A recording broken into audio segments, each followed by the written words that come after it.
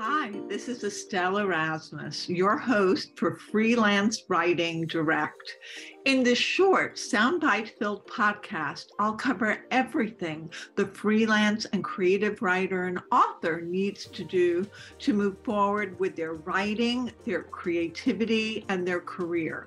Through conversations with guests, we'll cover tips, tricks, and actionable strategies. So join me every week and grow your business and build your craft with Freelance Writing Direct. And don't forget to subscribe, rate, and review on iTunes and Spotify.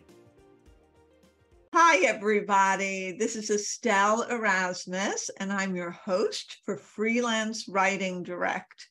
And I'm also the author of Writing That Gets Noticed, Find Your Voice, Become a Better Storyteller, Get Published. And today we are going to talk about writing history, writing about historical subjects. And my guest is Audrey Clare Farley. And I want to tell you a little bit about Audrey. She's a writer, editor, and scholar of 20th century American culture, with special interests in science and religion. She earned a PhD in English literature at University of Maryland, College Park. She now teaches U.S. history at Mount St. Mary's University. She is the author, most recently, we actually share a pub date of June 13th, of this book, Girls and Their Monsters, the Janine Quadruplets, and the Making of Madness in America, which was reviewed in the New York Times, Washington Post, Los Angeles Review of Books, Associated Press, and Times Literary Supplement. Her own essays have appeared in The Atlantic, New Republic, Washington Post, and many other outlets. She lives in Hanover, Pennsylvania, and you can follow her on Twitter and Instagram at Audrey C. Farley, Farley, and I will put those in the show notes. And wow, it's so good to have you on the program, Audrey. Thank you so much for having me, Estelle.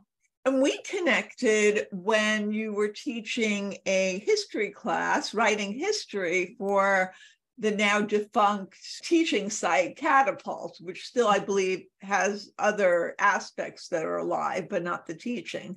And I would speak about pitching to your class. So I always enjoy doing that. Yes, hopefully I can resurrect that class in some form and you can join it again. Absolutely. I read this book, and when I was younger, I read a lot of biographies and I read history books and Amelia Earhart and all those, but I wouldn't naturally read a historical fiction book unless the subject was really riveting to me. And actually, I found this subject pretty riveting.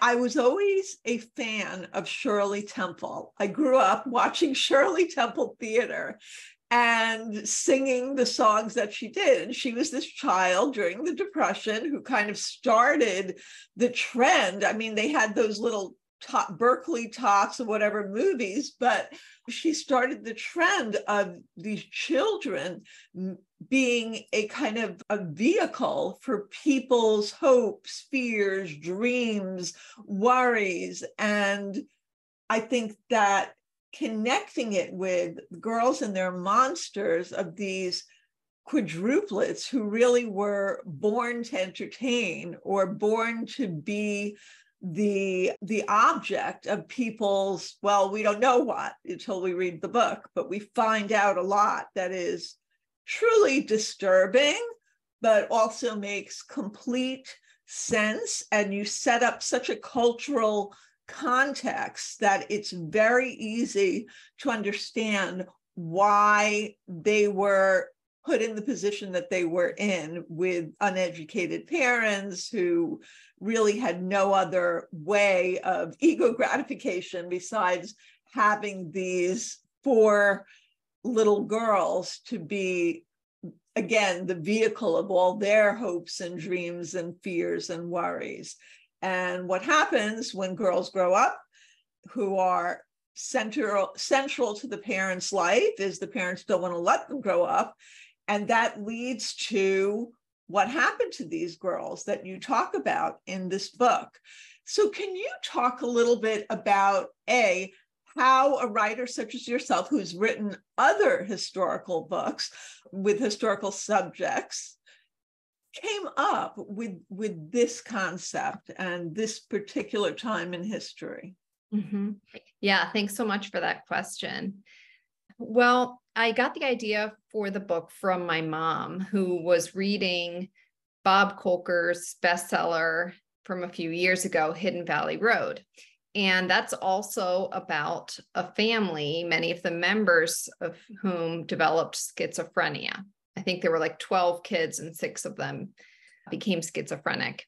And in that book, he mentioned the story of the Janane quadruplets, who were also all diagnosed with schizophrenia, all 4 of them in their 20s, which caught the attention of the National Institute of Mental Health, where they came for study. And they were studied there for 3 years, and it was so extensive. It was doll play, handwriting analysis, psychotherapy sessions, all kinds of different diagnostic tools. And so my mom thought it would make a great book because the researchers had initially thought, here's a sure case of the genetics or the inheritance of mental illness, because they're quadruplets, they have the same DNA, and they all became mentally ill.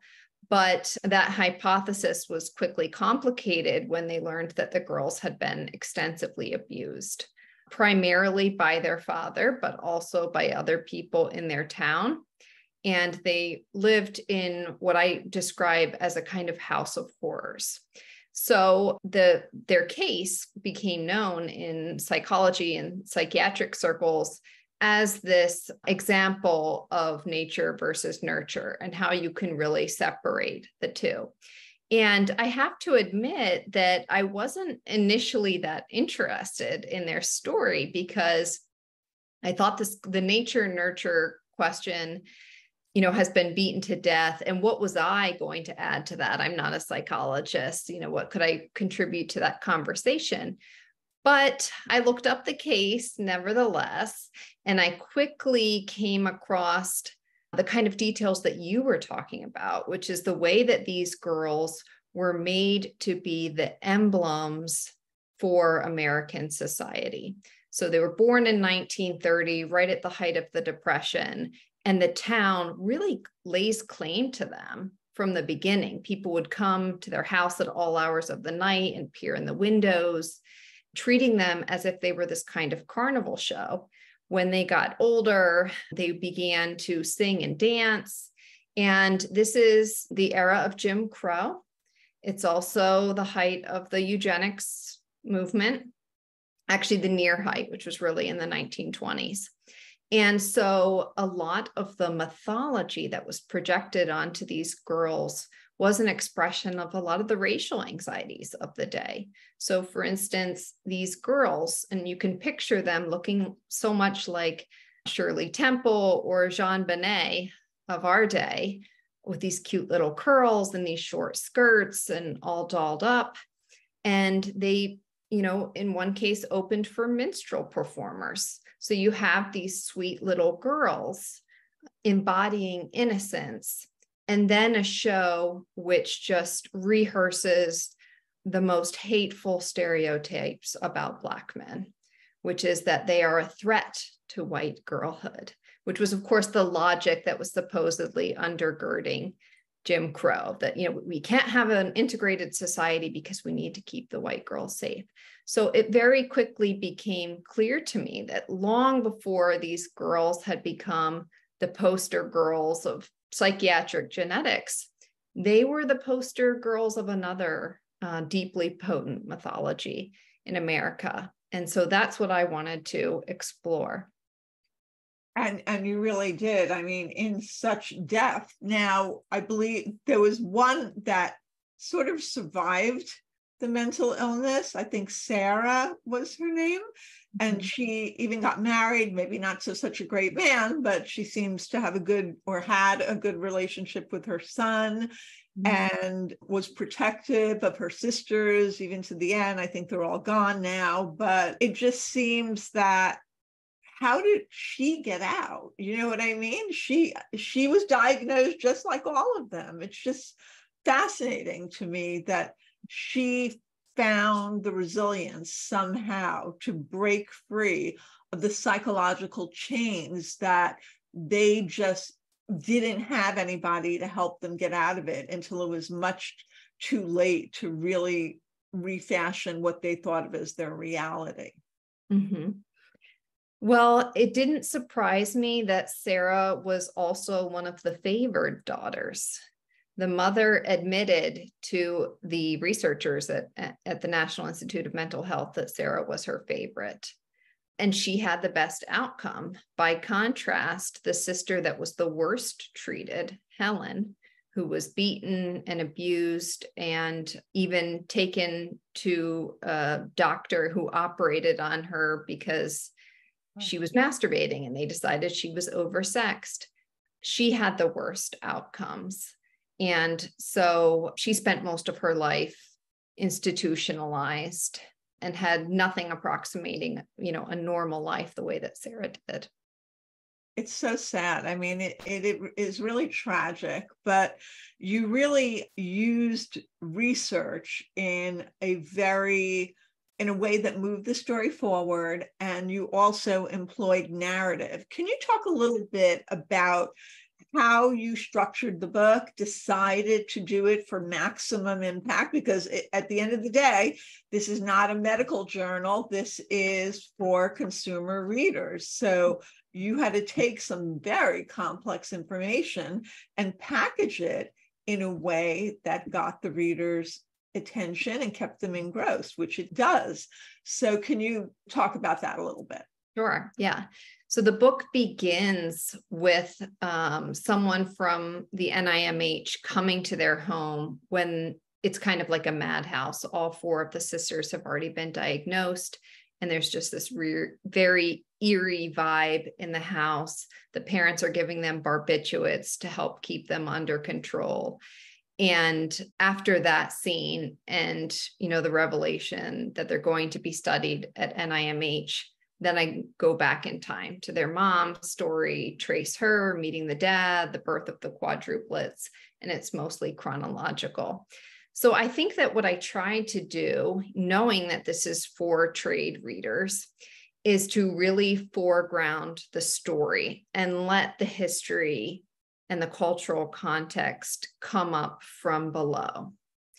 So that's hard to do, and I'm unsuccessful at it at certain points in the narrative. I can admit that. But I think that the sections and the chapters of the book that readers love the most are when the plot is propelling things forward. Just what is happening in these women's lives, what's their day-to-day, what is happening in their heads, and talking about things like Shirley Temple and the background of Jim Crow and eugenics, letting it come up naturally in the narrative rather than having this more top-down approach where, the history and the cultural context is being imposed on the story.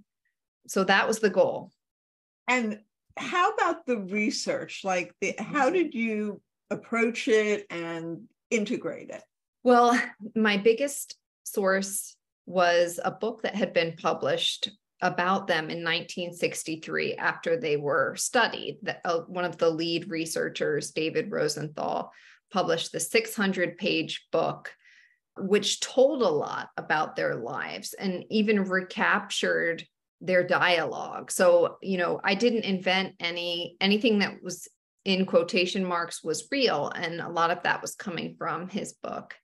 I also was able to gain access to their medical records at NIMH because Sarah's still alive and she signed off for me to receive those. And I made extensive use of old newspapers. I have a subscription to newspapers.com, which I recommend to every writer of history because it's only about $75 for 6 months. And it collects hundreds of different newspapers dating back, I think, to the 1800s. And that was so integral for this story because it is so much about the way that these girls were perceived by the public. And so I was constantly looking for news stories about them, which of course portrayed the family as being this picture perfect family. Even after, they had, become mentally ill, the story was always these puff pieces about the girls. And I also was able to interview Sarah and her surviving son. And I interviewed the children of David Rosenthal, the psychologist. So those were the sources: interviews, newspapers, books. And was Sarah, I mean, you have a lot of very personal information about Helen, Wilma, even more so, in the sexuality of Wilma and Helen and its development, or, where it stopped, and sometimes they switched people and, things like that. Did Sarah share that, or was that from diaries or writings or other places? That was mostly from the psychologist book and from the medical notes. Okay. And, when I first made contact with her, she still she was first of all, very interested that somebody had found her after all these years, because she has faded out of public memory as multiples have become less of a novelty because of IVF and all these things. It's just not that story worthy. So she was very intrigued that somebody was writing a book or wanted to write a book and wanted to speak with me all the time. But she also wanted to embody that newspaper image of, everything's perfect, and focus on her accomplishments. And this is a really cute little anecdote. One time after we'd had a long phone conversation and we hung up, she quickly called me back and said, "Honey, did you know I could type so many words per minute? And I know this many tunes by piano." And it was like she wanted all of her accomplishments to be made known. And I said, we'll get that in the story. But I had to be forthcoming with her and say, I want to tell the parts of the story that haven't gotten told yet. And I think that over time, and also because of her son, who also believed that, the truth is worth telling, that she was able to come to that feeling herself, that the truth deserved to be told. And you had a revelation in the book about her son, which I'm not going to give away, but it really continues to tie in what happened to these women with how they then acted or acted out, and the victims of, I guess, the father and society and all that just kept propagating. Mm-hmm. So is this a 2-year project, a 3-year, a 10-year project? How long does it take one to write this kind of in-depth historical, but also narrative and research-based book? This took me about 18 months, but working long days, sometimes 10, 12 hours a day. I tend to be very careful about what projects I take on. It needs to be one that I'm able to sit with every day without losing interest. If somebody is interested in writing about a historical subject in the way that you do, what are some of your recommendations? Because writers of all interests and genre listen to and watch the podcast. So some of them may be writing a lot, or they may be published or well published. Some of them may just be starting out. So what is some of your advice? Mm-hmm. Well, I'm drawn to books, and I think many publishers are as well, that have two components. One, a very engaging story that can stand on its own legs.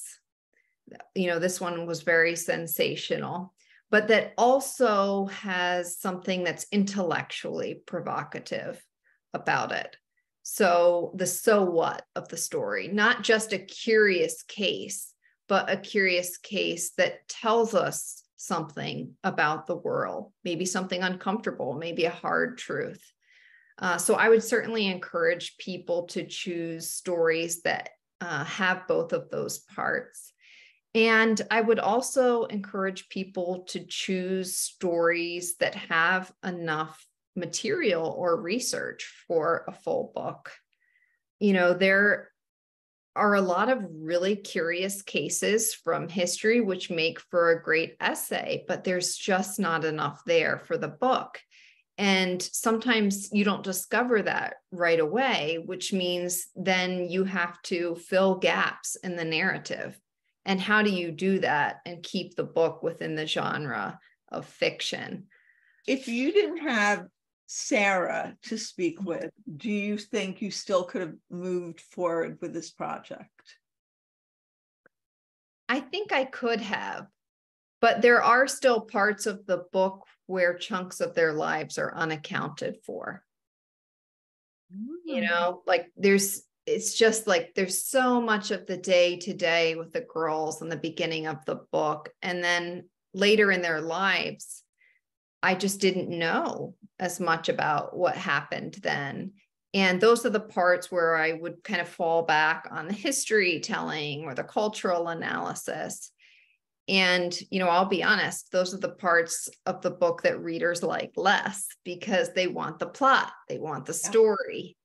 So, it's just another lesson to me as a writer to be very deliberate in the choosing of the topic and really being sure that there's enough of the story for, a full-blown book, which is usually at least 70,000 words.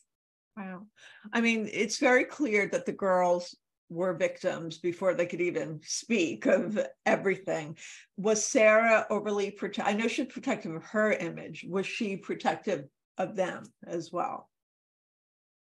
She was protective of them, but I think that she had a kind of survivor's guilt about getting well. She once said to me, I felt so bad that they couldn't keep up with me.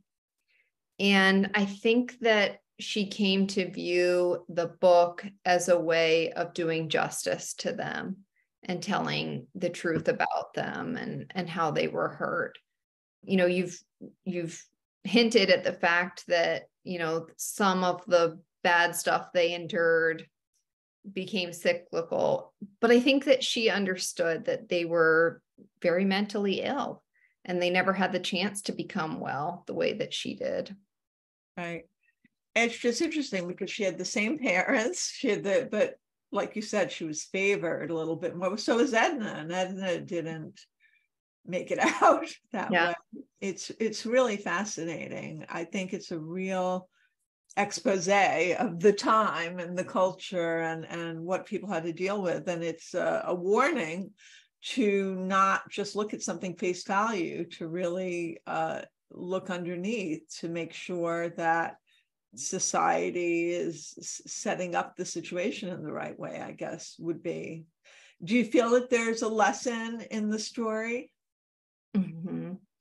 Yeah, that's a good question. I think that one of the major themes of the book is that we as a society love to sensationalize the abuse of children. So under Jim Crow, this image of this totally barbarous Black man that's going to get our white girls, and that's why we have to have segregation. We love to talk about the abuse of children as something that they do. So as a way of demonizing whoever society's outsiders are, whether that's Black men or homosexuals or, trans people today.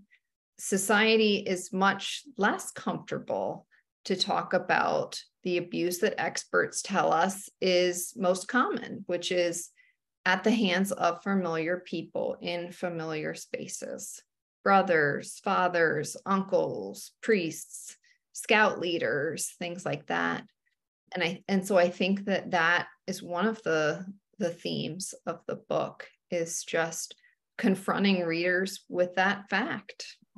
And it's a fascinating psychological analysis, not only of the girls, but of the parents, because you really delve into the marital relationship and the power structure between the father and the mother. And I think that that's really deft writing, to be able to put that into the story as well. So, the villain is not exactly sympathetic, but you just understand more about the background and what creates somebody who's like that. You don't have to agree with it or want it or think it's good.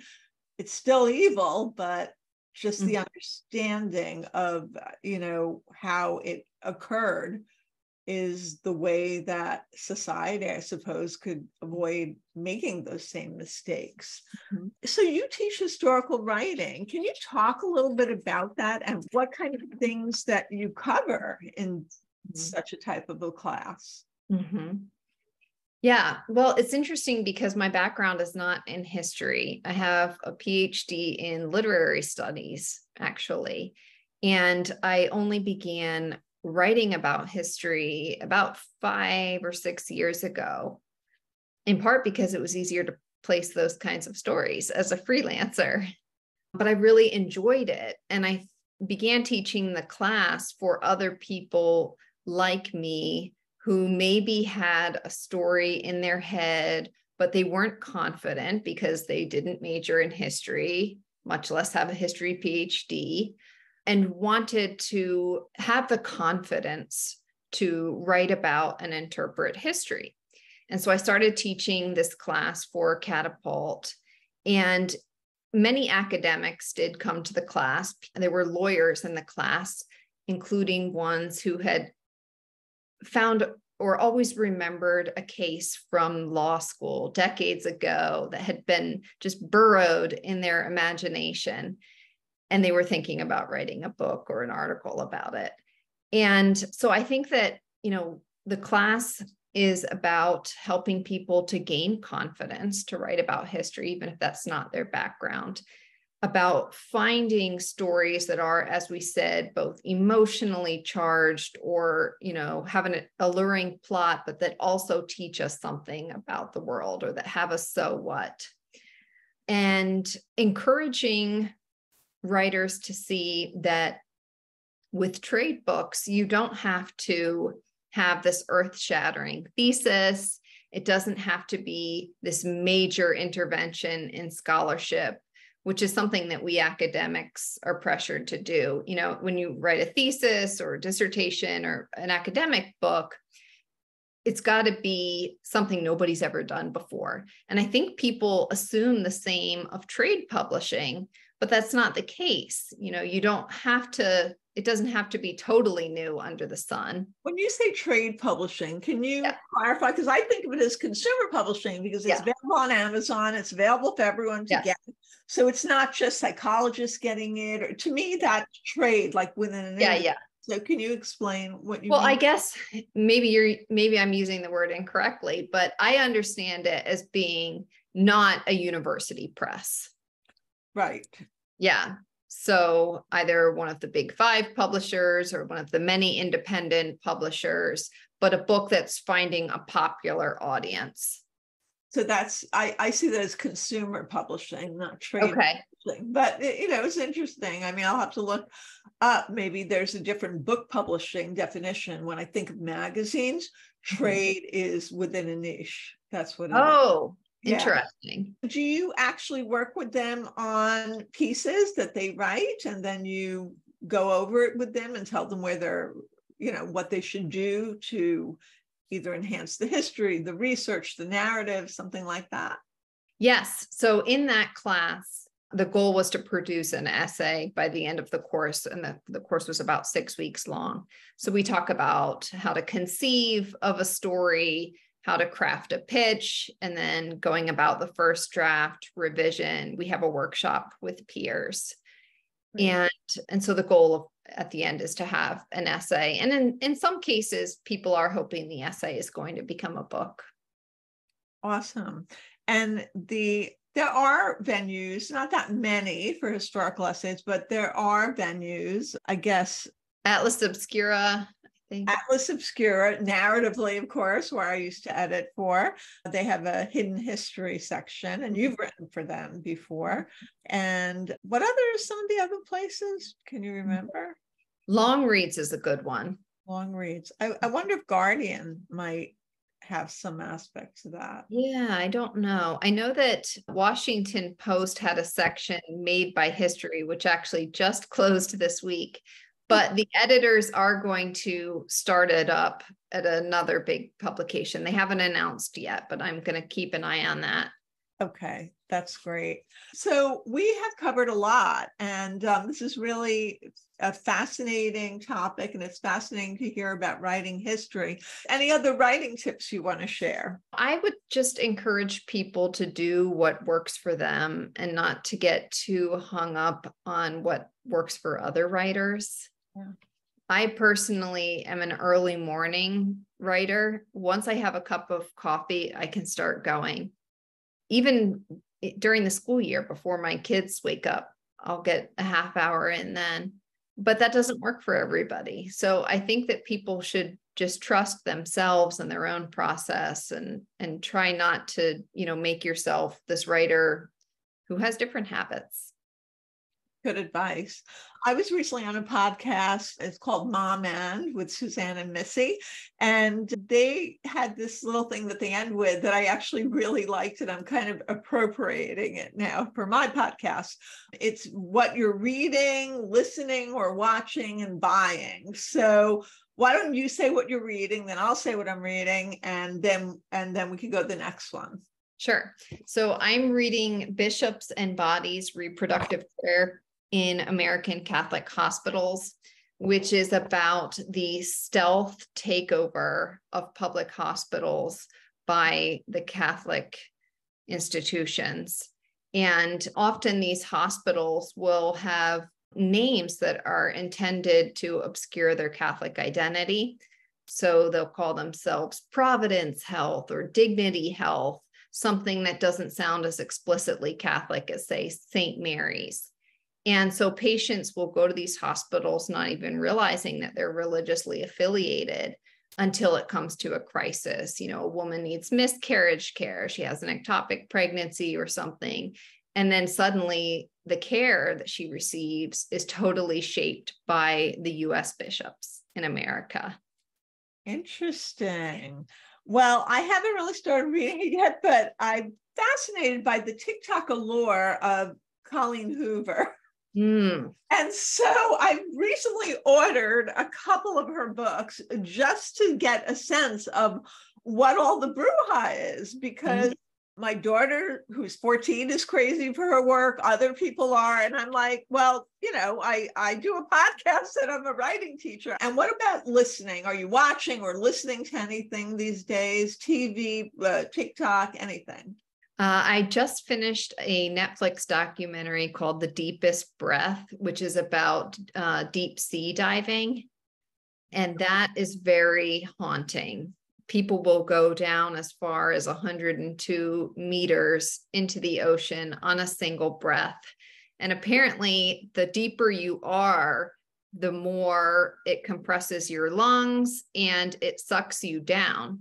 So you really have to be psychologically trained to be sucked down in the ocean, because if you freak out and you take a breath and you're down there, you're dead, right? Because you've got one breath that takes you all the way down and all the way up. So that was a pretty riveting documentary. Wow. I have a much lighter fear. I've become obsessed with Suits. I mean, the thing finished 4 years ago. Meghan Markle, Gabriel Macht, I think his name is. And I never knew about it. I mean, I kind of heard about it in the cultural context of Meghan Markle, but somebody said something and I was like, let me check it out. And I'm obsessed. I'm on season 5. There are 8 seasons on Netflix. And then you have to go to Amazon Prime for the 9th season because the streaming deal didn't go to Netflix yet for them, but it probably will. And it's fascinating. It's a psychological study, really, of these lawyers and how they play power games. I'm always fascinated by psychology and how that's wielded. and it's lawyer stuff and romance and all sorts of different things, and bromance as well. So, and it's funny and it's entertaining, and Megan, she's in it, and I think she's okay. She's good. I don't watch it for her per se, but she doesn't hurt it, I don't think. And now they're talking, they may actually do a reprisal. They may do a part 2 or a movie or something. I don't know if she'll be in it, but an article came out in the Washington Post about it. So I think that's kind of fascinating. They said it's the show of the summer, a show that ended 4 years ago. So there you have it. So what about, are you buying anything lately? So I'm trying not to buy a whole lot because we're moving. And so I'm saving money for that. But I did recently on Amazon Prime Day, I did try to buy household stuff that was deeply discounted. And so I was shopping for a backsplash. I'm trying to, the builder, they try to make thousands of dollars off of you with these different parts of the house. So whatever part I can say no to and then do my own cheaply, that's what I'm trying to do. I took a bucket list trip with my husband to Japan. And when I was in Japan, it was very hot. And I think we were in Tokyo. We went from Tokyo and we also were in Kyoto. And we were with the tour guide. And I started feeling a little faint. And she took one of these little towelettes and wet it, and it was like a neck towelette that stays cool. So I wore it around. It looked like a blue tie or something, and and it's so funny, my husband was wearing a blue shirt, so it kind of looked like I matched him. But I wore that, and I came back, and people were buying them for their trips when they were going somewhere. And so I just purchased them on Amazon recently. I think I just looked for cooling neck towelettes, and I bought that. And I also bought a little handheld fan to carry with me, because sometimes you'll just get overwhelmed, and I figured this is a way to stop it. So yeah, that sounds very useful. It was great talking to you about your book, and for my YouTube watchers, I'm holding it out here, and thanks again. Thank you, Estelle. Follow me at EstelleSErasmus.com on my website, and on social media, which is Instagram, TikTok, and Twitter, at Estelle S. Erasmus. And we're now on YouTube for Freelance Writing Direct. Follow along, and soon everyone will be reading what you're writing.